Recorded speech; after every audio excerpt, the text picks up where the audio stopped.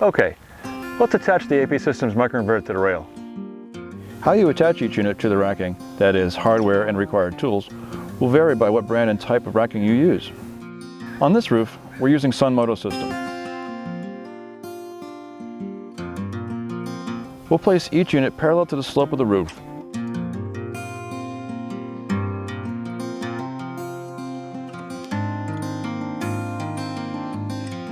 After each microinverter is properly positioned, tighten down the hardware so the unit is securely affixed.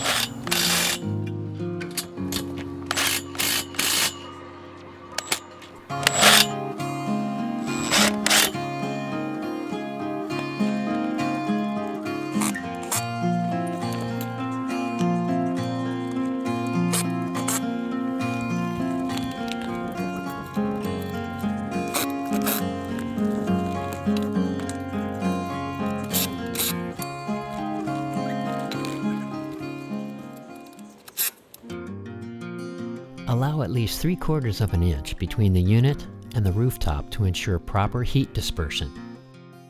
At the end closest to the roof penetration point, use the transition cable or whip to reach the home run and connect the array to the home AC circuit. At the far end, use the AP Systems end cap on the AC end to close and protect the circuit.